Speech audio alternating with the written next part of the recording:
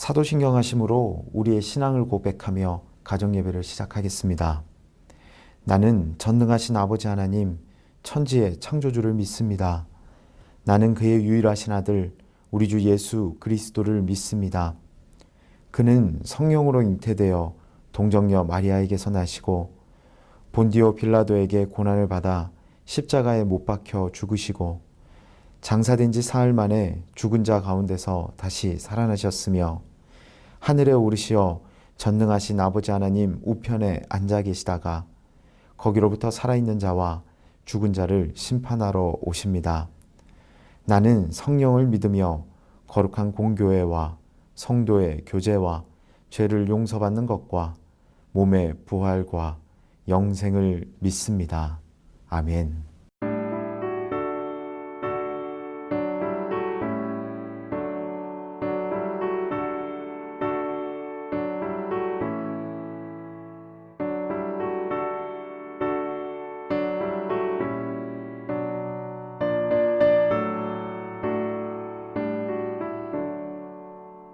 내 모든 시험 무거운 짐을 주 예수 앞에 아뢰이며 근심에 쌓인 날 돌아보사 내 근심 모두 맡으시네. 무거운 짐을 나 홀로 지고 견디다 못해 쓰러질 때 불쌍히 여겨 구원해 주리. 은혜의 주님 오직 예수. 내 모든 괴로움 닥치는 말라 주 예수 앞에 아뢰이며 주께서 친히 날 구해 주사 넓으신 사랑 베푸시네. 무거운 짐을 나 홀로 지고 견디다 못해 쓰러질 때 불쌍히 여겨 구원해 주리. 은혜의 주님 오직 예수.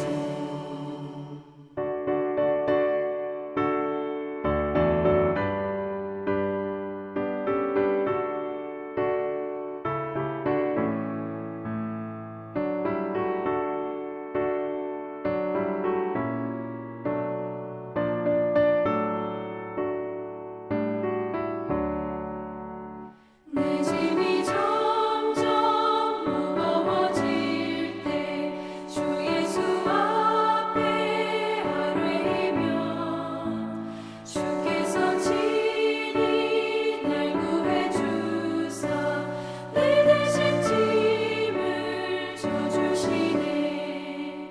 무거운 짐을 나 홀로 지고 견디다 못해 쓰러질 때 불쌍히 여겨 구원해 주리.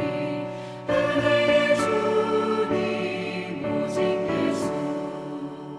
마음의 시험 무서운 죄를 주 예수 앞에 아뢰이며 예수는 나의 능력이 되사 세상을 이길 힘 주시네.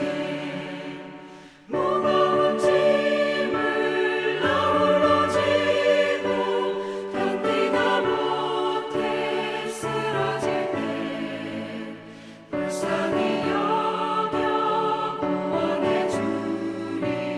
은혜의 주님 오직 예수.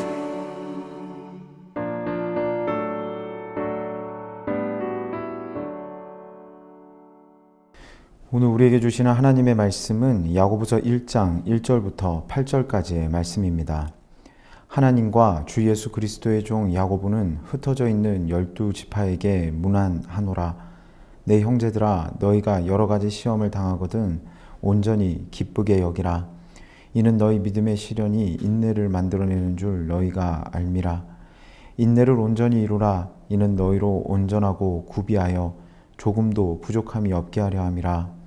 너희 중에 누구든지 지혜가 부족하거든 모든 사람에게 후히 주시고 꾸짖지 아니하시는 하나님께 구하라. 그리하면 주시리라. 오직 믿음으로 구하고 조금도 의심하지 말라. 의심하는 자는 마치 바람에 밀려 요동하는 바다 물결 같으니 이런 사람은 무엇이든지 주께 얻기를 생각하지 말라. 두 마음을 품어 모든 일에 정함이 없는 자로다. 아멘. 야고보서는 매우 실용적인 책입니다. 믿음이 무엇인지에 대해 말할 뿐 아니라 믿음이 무엇을 행하는지에 대해 말해주고 무엇을 믿을 것인가에 대해 설명할 뿐 아니라 어떻게 사는 것이 그리스도인의 삶인가에 대해 설명하며 올바른 그리스도인의 삶을 생각하게 도와주는 책이기 때문입니다. 먼저 본문 2절을 함께 보길 원합니다. 내 형제들아 너희가 여러 가지 시험을 당하거든 온전히 기쁘게 여기라. 본문의 말씀을 읽다 보면 사실 헷갈리기도 합니다. 왜냐하면 일례로 마태복음 26장 41절에 보면 시험에 들지 않게 깨어 기도하라. 마음에는 원이로되 육신이 약하도다 하시고 예수님은 시험에 들지 않게 깨어 기도하라고 말씀하셨는데 오늘 본문 2절에서는 시험을 만나거든 온전히 기쁘게 여기라 라며 상반된 입장을 나타내고 있는 것 같기 때문입니다. 그런데 예수님께서 경계하신 시험과 오늘 본문에 기록된 시험은 다른 의미를 가지고 있습니다. 본문에 기록된 시험은 헬라어 페이라스모이스라고 기록하고 있는데요. 이는 외부, 육체의 기원을 둔 시련을 의미하는 반면 예수님께서 말씀하신 시험은 내부, 악한 것으로부터 오는 유혹을 언급하는 것으로서 그 의미가 서로 다릅니다. 유혹은 육체와 영을 파괴하고 악함과 죄로 인도하는 것이기에 마땅히 피해야 하고 빠지지 않기 위해 노력해야 합니다. 하지만 시련은 하나님을 향한 온전한 믿음을 갖출 수 있도록 도움을 주는 도구로 여길 수 있습니다.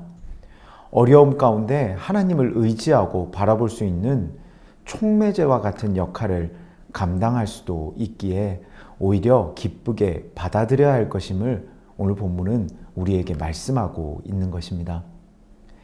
하나님께서는 성도들을 온전케 하시기 위해 때때로 시련이라는 도구를 사용하셔서 테스트를 하기도 하시지만 악으로 유혹하시는 하나님은 절대 아닙니다.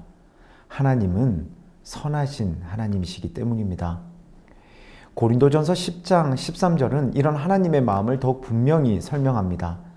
사람이 감당할 시험 밖에는 너희가 당한 것이 없나니 오직 하나님은 미쁘사 너희가 감당하지 못할 시험 당함을 허락하지 아니하시고 시험 당할 즈음에 또한 피할 길을 내서 너희로 능히 감당하게 하시느니라. 하나님께서는 사람이 감당할 수 없는 시험과 시련을 허락하지 않으실 뿐만 아니라 시험과 시련을 당할 때 또한 피할 길을 예비하심으로 성도가 능히 이를 감당할 수 있도록 도우시는 분이심을 우리는 잊지 말아야 합니다. 호주 시드니에 사는 교민이 고국을 다녀가는 길에 개나리가 너무 예뻐 그 가지를 꺾어다가 호주에 있는 자기 집 마당에 옮겨 심었다고 합니다. 이듬해 봄이 되었고 이쁜 개나리가 꽃을 피울 것이라고 기대했지만 잎만 무성할 뿐 결국 꽃은 피지 않았습니다. 한국보다 맑은 공기와 햇빛이 있는 호주였기에 이 사람은 의아해했습니다. 아마도 첫 해라 그런가 보다라고 생각했답니다. 하지만 2년이 지나고 3년이 지나도 꽃은 피지 않더랍니다. 그런데 시간이 지나고 비로소 알게 되었습니다.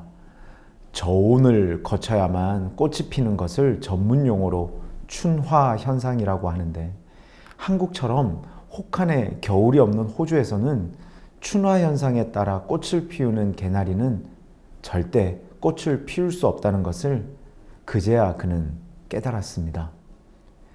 사랑하는 성도 여러분, 우리의 삶이 마치 춘화현상의 꽃과 같다는 생각을 해봅니다.